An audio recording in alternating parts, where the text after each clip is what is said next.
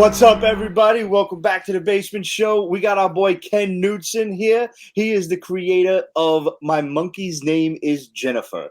This book is as wild as the title implies. Ken comes to us from our boy Alan. You remember him from the last time he was on the show. Unfortunately, he couldn't be here today. But Ken, welcome to the program, my man. Thank you, sir. Salud. So tell us about the monkey. First of all, how did you come up with this title, and give us the concept behind it? You had Jerry Ma on before, right? Yes, we did. Okay, yes. Yeah. So that was how we met Alan. Nice. I wasn't going to name drop, but yes, that was when Alan was here. Yeah, Jerry and I went to SVA together. Cool. After we graduated, a bunch of us were like, "Oh, we're going to come up with our own comics." And Jerry had this idea for Burn, which was really good. I had no ideas. So when I got on the very sad train ride home from Manhattan back to Long Island, I sat down in front of the TV, and the best Simpsons episode ever was on, the one with Mojo the helper monkey. And I'm like, I'll draw a comic about a monkey and he'll be angry. So then I started backtracking, like, why would he be angry? I'm like, well, there's a little girl, Caitlin, and they wear matching dresses and have tea parties, and that's how they start. But the monkey is not named Jennifer. That's just what Caitlin calls him, isn't it? Yeah. I would kind of be angry too. In this world where people are allowed to do whatever they please. But if you're being forced to do something that you don't please, that would I could see why you would be angry. Yeah, and especially when you're neutered in the clod and get bonked in the head by the parents all the time. Yeah. So this book has been around for quite some time. You have a Kickstarter, not for the creation of the book, but for a compilation, a graphic novel. Yeah, on September 13th, it launches. The first issue of Jennifer came out 20 years ago this year. Wow. So with COVID and everything going on, like, you know what? I can make time to finally start putting this together.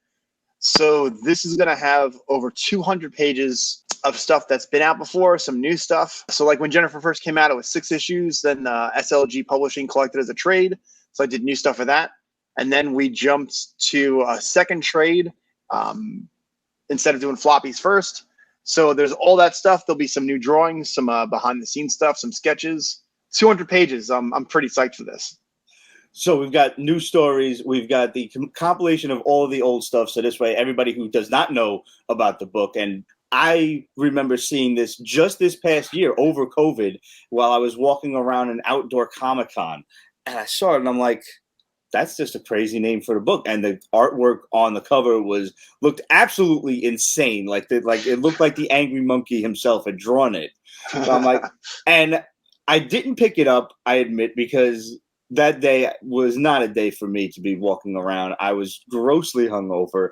It was outside. It was like 90 degrees in the shade, and there wasn't any shade. I was not in the mood to be comic shopping. I don't even know why I went. But I'm glad I didn't, because now I get to chime in on this. And part of the Pete's Basement Show's claim to fame is we like to support indie creators and their stuff, because I find that these stories are far more interesting than anything else these days, because indie creators put so much more heart and soul into their books. Talk us through a little bit about the creation of Jennifer. You drew this and wrote it yourself, correct? Yep, while working a full-time retail job. So that's where the angry monkey thoughts come out. Yeah, man, like you hit it right on the head right there with indie creators. For anyone who doesn't know any indie creators personally, I can tell you the phrase I tell people is, when someone asks me, like, why do you do this? It's because I can't not do it. Like that's the driving thing. Like, I have to do this. I love to create. And when I got the idea for Jennifer, I'm like, this is going to be fun. It's going to be a lot of hard work, because I'd never written anything other than a short story for comics before. So thankfully, classes from School of Visual Arts was like a boot camp in terms of how to write a script. So I broke things down because drawing is clearly the strongest part of the writer-artist part for me. So when I write, it's what do I want to draw? And then it was working through scripts and plot points and changing things around and dialogue and panel arrangements. Like I put in the work before I got to sit down and draw. And I know from experience, man, like I really needed to do that because it made everything else go as smoothly as it could possibly go. How long did it take you? It took a while. When I went to my first San Diego comic convention with Jerry and was pitching it around, SLG loved it. And when I talked to Dan, the guy in charge, he's like, all right, so we're going to talk in about 2 months.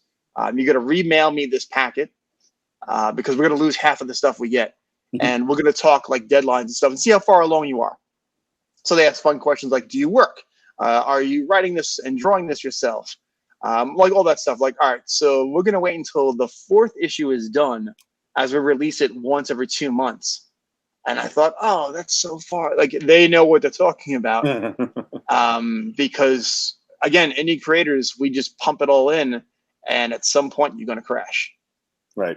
Did you have 6 issues in mind when you first started, or was it just kind of, I'm going to write this, draw it, and see how far it goes along? At first, it was just the first 2 issues where you introduced Jennifer and Caitlin, and then evil scientist kidnap her, and he goes to save her because he figures if he goes home without her, the parents will bonk him on the head more. But I had loose ideas like after that. I'm like, like I kind of treated like along the lines of what I liked from Muppet Babies. Like they're just adventures happen. You don't need to know exactly how it starts. So I knew they were going on a pirate ship, and then they went to go see a movie in the theater, which gave the parents all kinds of anxiety just bringing Jennifer out in public. So like by about when I finished writing the full script for the first 2 issues, I had a pretty solid outline for 6 issues total. So it's not exactly one linear story. It's many adventures with an overarching kind of theme to it. Yeah. Okay. And then the second graphic novel was one long story. I picked up on it when you said Muppet Babies, which was one of my favorite Saturday morning cartoons when I was growing up. And I'm like, oh, okay. So like mini adventures here and there. So Jennifer doesn't really, does he hate the little girl or does he not? Like, is he torn emotionally through this whole thing? There is a moment where like you do see that he's torn.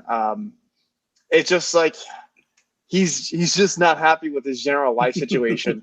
And like, you know, there's nowhere for him to vent or express it other than in these angry thoughts.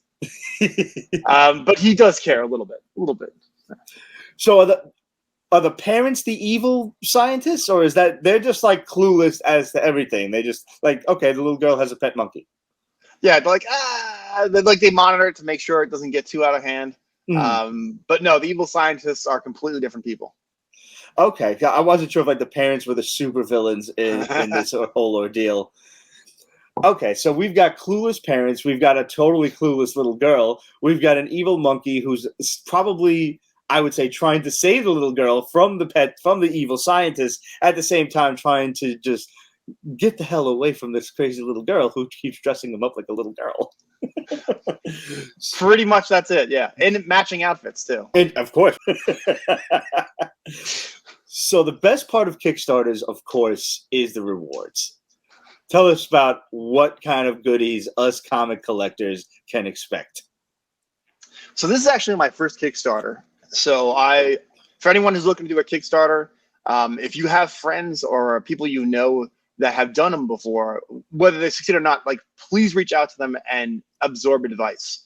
So I have been absorbing a lot of information from Jerry, from Alan, and some other friends I've had that have done this before. And as someone who supported Kickstarters, it was important for me, at least, to not give rewards that would just end up in your garbage once you get them. Right. I want to make sure if I'm going to do something, one, it justifies my time and the money it's going to take to make it. And 2, that the fans, should you decide to support it, and I appreciate that, that you're super psyched for the reward, just like you are for the book. So for like the beginning there's 2 covers for the book. One is a cover drawn by me and inked by Klaus Janson. He had to ink it twice because I used too soft a pencil lead the first time, and when he went through it, and just wiped it all off, and I was like, ugh. Oh damn. But no, Klaus was awesome. He's like, I'll re-ink it again if you redraw it. I'm like, yes, thank you. The variant cover is Walt Simonson drawing my characters, which is still pretty amazing to say out loud. That's really awesome. Yeah, like both of those are framed in my apartment. So like if there's ever a fire, I'm grabbing that and we'll see what else I can get on the way out. There's some original art, not pages from the book, because I'm never giving those up. But I did 3 new Jennifer drawings that are as part of the rewards. I'm a huge Keanu Reeves fan, so I was super psyched when that Matrix trailer dropped on Thursday. Mm-hmm. So I did 3 drawings for each of the 3 John Wick movies, which I love. There were also some add-ons, like some single-issue comics that I've done in the last year or two. There's a print of Bony Man, the guy with the skull face. He's a good guy. And, if you just want to throw in $20 to buy me a drink, that's there too. I will absolutely buy you a drink. So you've been in the comic game for upwards of 20 years now. Besides Jennifer, what other kind of work have you done that people know you from? I was very fortunate that a while back, I was reached out by Dan Way. He was writing Wolverine at the time and wanted to do some indie books. So he pitched something to me and I liked it. He did get me on board to do the art for a Wolverine story he wrote. It was part of like a romance month that Marvel was doing. He's like, don't worry about it, Ken. It's romance, but like there's Nazis. It's fine. so I'm still super psyched to be able to say that I got to draw Wolverine in a romance story that begins and ends in a graveyard. That's awesome. Yeah. So the majority of your work has been in indie books. Indie books, but also like if you talk to especially any indie creator, we do everything along with comics. So I've gotten to do storyboards for everything from indie short films to feature films to advertisements. I got to do illustrations and poster designs for a bunch of stuff. I got to do animation for some Comedy Central stuff. That's awesome. I got to work on a documentary on the art side for one of my art heroes, David Geffen. So it's cool to be involved in a lot of different stuff, and I try to be aware and learn and take whatever it is that I'm doing there and throw it back into my art style for comics. What kind of animation do you do? Are we talking like traditional cell animation or 3D computer stuff? It's somewhere in between. Like for the David Geffen thing in particular, the head of the studio, Brian Oakes, he's been doing a lot of Marvel 616 stuff lately. So he pitched it because David Geffen is not someone that's photographed a lot. So there wasn't a lot of images to put to the dialogue and stories. So he pitched doing like this weird, almost like if you cut up a picture and did like marionette movements with it, all digital. So I got to do like photography turning into animation with the rest of the guys in the studio. I learned a lot, and it was a lot of fun, and I really like how it turned out. And one of my buddies, I was hanging out with him the other day, and I see like on his Netflix queue that he watched Inventing David Geffen. Apparently it's on Netflix now. I'm like, oh, what'd you think? He's like, oh, it's pretty cool, and the animation was cool too. I'm like, yeah, I did that. And he's like, are you in the credits? I'm like, yeah. He scrolled through, and he's like, holy shit. That's got to feel great. Yeah. Able to see your name in the credits on that. So Inventing David Geffen, that's on Netflix now? Yep.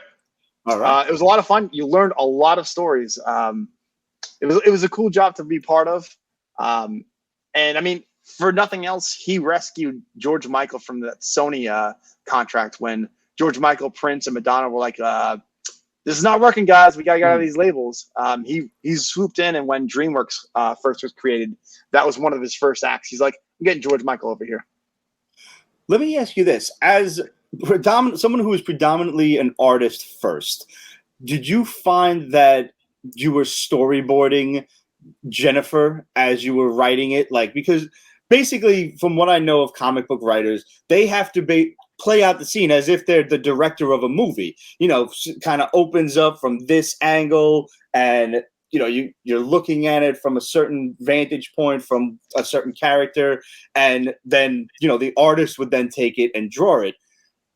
You being both, did you already have that in mind, or were you were you playing around with the idea of, okay, well, maybe we'll open it from here and write it first, or were you drawing it? Were you kind of seeing it and then putting the dialogue in? I don't know if I'm phrasing that question correctly. No, I completely get it. Yeah. And the answer is all of that, but not in that order. um, when I first started, I wanted to make sure, again, because writing is not my strength, I wanted to make sure I put in all the groundwork first. Like I'm very structured and organized like that. So I wanted to make sure that when it came time to draw it, I'm like, oh, I didn't think this through at all. Now things need to change and I got to rework this. Like I really wanted to avoid that. So like for the first two issues, especially that arc with the scientists, I wrote out like a timeline and then I broke it down by page, what happens. And then I broke it down by panels and then added dialogue. But as I got more comfortable doing that, especially with the second graphic novel, I started combining steps just because I didn't want to do the same thing 5 times. So then it became, I was storyboarding it out, writing the dialogue in. And at that point, I had a pretty clear idea of what I wanted to do in my head, but still it was loose enough where I can change things around and not kill a lot of time or drawings that way. But it started off very basic by the numbers, and then towards at this point now, it's basically storyboards with word balloons. Mm-hmm. Do you find that there are things you like to draw and things you don't like to draw when it comes to adding them into the comics? I will be completely honest and start with what I hate. And it's not that I hate them. I will tell you, if you ever see a car that I've drawn, just know whether it looks the best thing in the world or not, I spent the most time on that. Cars, for whatever, like they break my mind. Like I will use heavy reference, whether it's that car or not. Like how tall are people next to it? How hard is it to get in or out of there? What does it look like from this angle? Like, oh God, it's from a low worm's eye view. Like, so now it's straight lines and weird curves. It's like Darth Vader's helmet just elongated and photoshopped. But like, it's a challenge that I know I need to overcome because great news, even in like future or past storylines or out of space, there's some kind of vehicle I have to draw. Yep. I actually did a comic during the first year of pandemic that was one of the most ambitious things I've done. And the writer, who's currently writing the Pennyworth miniseries for DC, he's like, Ken, I like this. It's the most ambitious, challenging thing I've written. I really want you to draw it. So there's time jumps. I had to design a ton of different vehicles and uniforms and face markings. It was ambitious. I love doing it. And I said, like, you know what, if we're going to go ambitious, let's go all the way. So I colored it too with a mix of watercolors, oil bars, and digital. I'm ready to learn on this job, man. And I really love it. And now that, fingers crossed, the pandemic is hopefully going to wind down within the next year. We're going to start pitching it to publishers and stuff. Not Action Lab. I read things. But I would like to get this out because I'm really proud of that. There's always Kickstarter, my friend. Yes. I think that's something we're talking about too. I love drawing people and environments. I'm one of those artists that loves backgrounds. So you are a dying breed, man. I love putting people in space. I love establishing shots. Like all that comic nerdiness. I love shadows. It's not a surprise that 2 of my favorite artists are John Paul Leon, who passed last year, and Tommy Lee Edwards. Like those 2 guys, they know Sean Martinberg too. Those 3 guys, like off the top of my head, shadows, environments, unique looking people all the time. Action, like those guys, perfect. I confess I'm unfamiliar with their work, but when it comes time to edit this, I'll be looking stuff up to pop drawings across the screen, which are probably popping up right now as I'm saying this.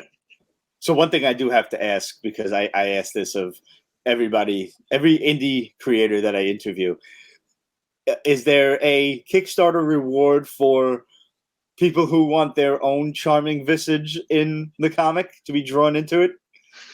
I know Jerry did that for his. I kicked in on that one.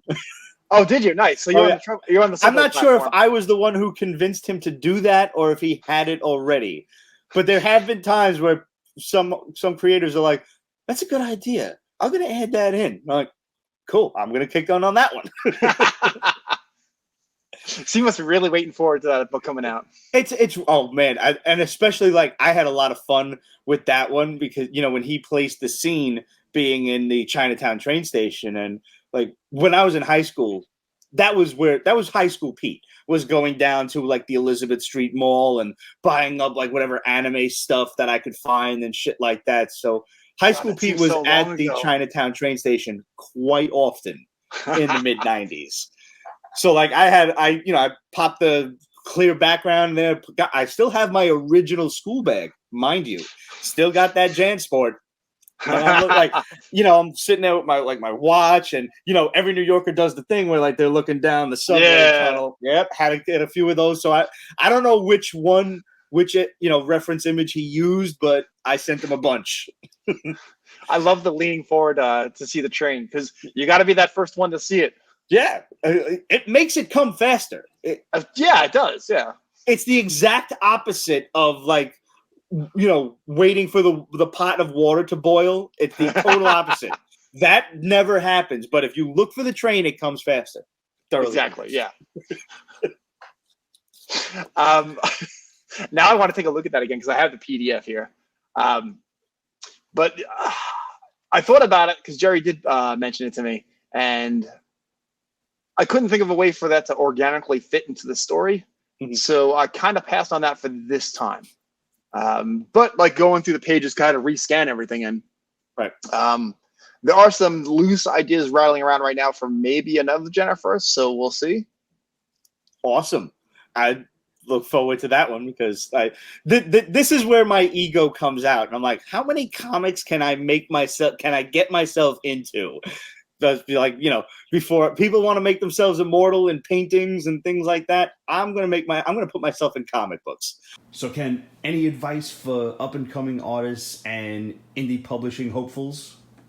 For anyone listening that is looking to show your portfolios around, first off, you don't need to lug around originals because they're incredibly heavy.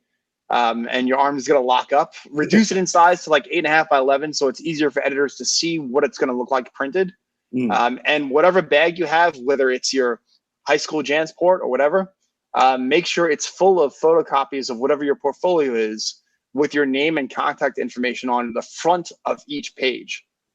Because pages get passed around, pages get lost. So if you only have it on your title page, you may be out of luck if someone's looking to get a hold of you. That's an interesting point. And don't be afraid to hand it out to people too. So actually make copies of... you would think that, some up and coming artists would be, I guess, nervous about putting their artwork out there and just like handing it out like a business card, if you will. And, we worry about like people copying it or something to that effect. I mean, that's what everyone's concerned. Like at freshman year in art school, you probably heard this too. Like, how do I protect my ideas? And nobody wants to hear from whatever the instructor is or the guest speaker. Your ideas are not getting stolen. They're just not. There are chances that your idea may be thought of by someone else. Like the big case was someone wrote it in and sent a portfolio with Captain America in a suit of armor, just as Captain America was dying and Iron Man gave him a suit of armor. And he threatened legal action to Marvel. Like, there's really not a good chance that someone's going to steal your ideas. Right. Unless you're Action Lab. Yeah. But that's a different kind of theft. But like a thing to do, like if you're talking to, like, let's say I'm behind the table and someone comes up to me, I appreciate it when they're like, hey, is it okay if I give you this leave behind? And like I'll say, like after usually going through the portfolio, I'm like, all right, so I'm gonna take this and do me a favor. Here's my email address. In 2 weeks, follow up with me if you haven't heard from me. That's okay. That's an interesting point. Because a lot of creators, like if you do one convention, 2 weeks is an adequate amount of time to recover and get your life back in order. A lot of creators do a lot of conventions, so a 2 week time frame may seem like a long time for you. At that point, they may be going to a different state. And like, I don't remember what day it is. And who knows, like, how many things that they've been handed are piling up and piling up. And Good some point. people go through it as they get it, and some people will it's like, all right, so Wednesday I'm free. I'm just going to clear through this whole stack of stuff. And I mean, if anyone's looking to get like pitch published and stuff, we're in social media age now, so you can look to see who's been published by who, and like take a chance, send a direct message to them, like, hey, I'm talking to this company. I see you've been published by them before. What can you tell me about working with them? And if they say nothing, it's probably not a good place, because if it is a good place, they will talk for hours on how good they are. And while I know SLG Publishing is not publishing as much as they used to, if they make you an offer, I couldn't recommend them high enough. So basically, if you want to get something published, reach out to other indie creators and see about their experiences with, XYZ Publishing or whatever.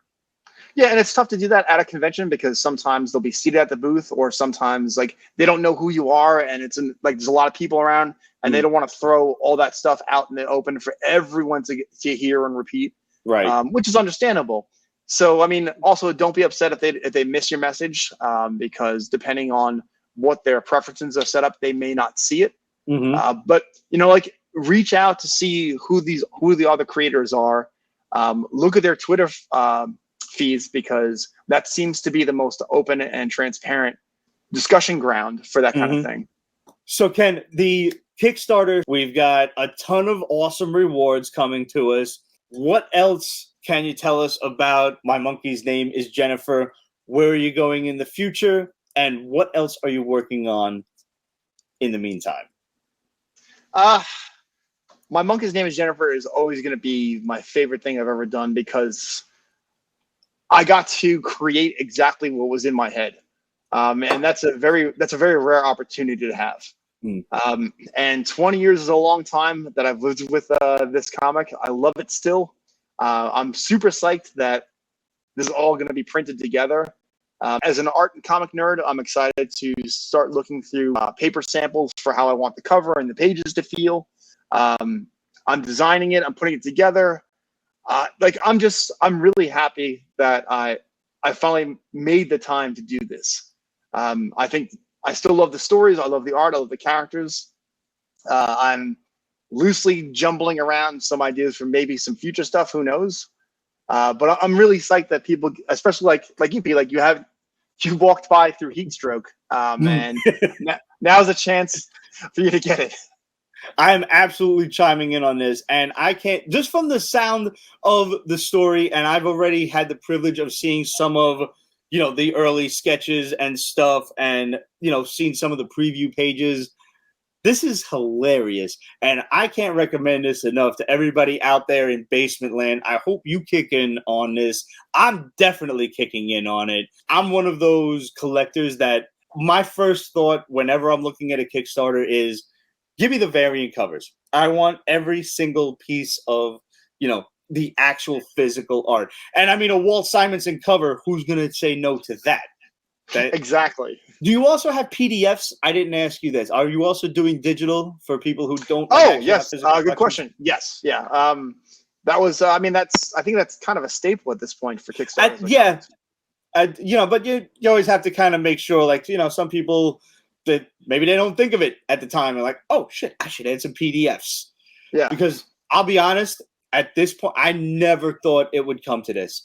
But I've gotten into the digital comic stuff, like especially with the big two. I'll download it and from like Comixology or whatever app I'm using, and I'll just flip through it on my iPad or my laptop or whatever. And if it's a book that I want, like a Spider-Man, G.I. Joe, I still buy those. I still buy the Larry Hama Real American Hero G.I. Joe, because I have the full run. I have the full run of Amazing Spider-Man. That's collecting for 30 years or whatever. You're able to do that shit. Can't afford it now, but thank God I did it then. But those are books that I would still buy. But when it comes to indie stuff, I find that I download a lot of it to test run it. It's cheaper to download. It's like $1.50 or whatever. It's usually like half the price, give or take.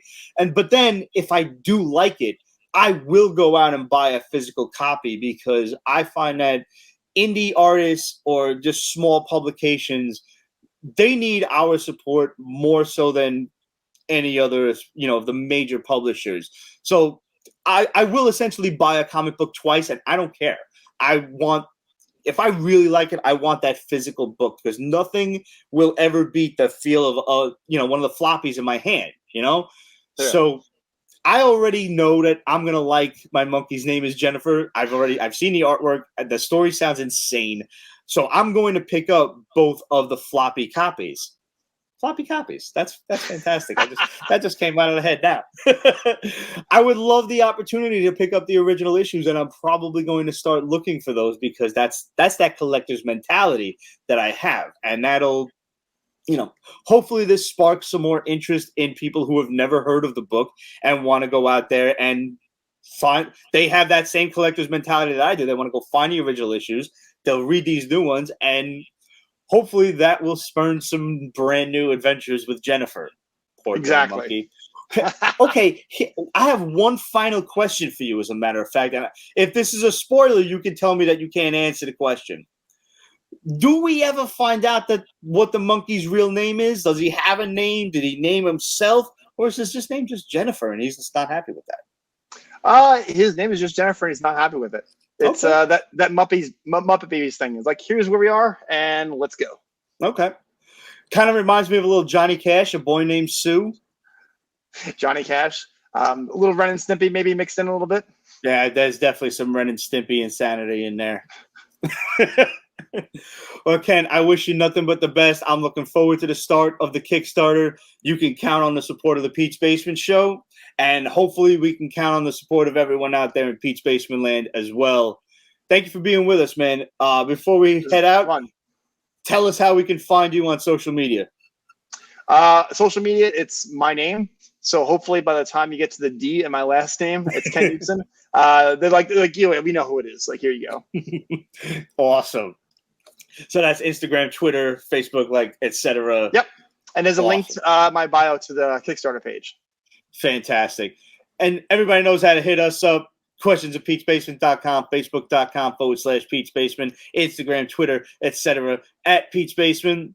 Thanks for tuning in, everybody. Let us know. Drop us a line if you're kicking in on this one, and I will chastise you if you're not. Like, what are you doing? This sounds like an insane book. You have no idea how crazy this looks. And I'm going to pop up a couple of those, random images that you guys had already sent me for, the previews, so these people can see how amazing and insane your artwork is for this story. And hopefully that entices them to kick in. Dude, thank Ken, you. salud, brother. Thanks for coming on the show.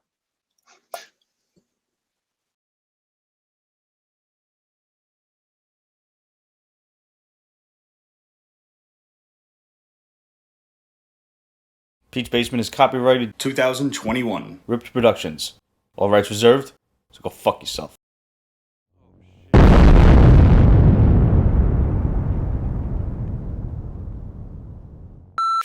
Hint, it is whiskey.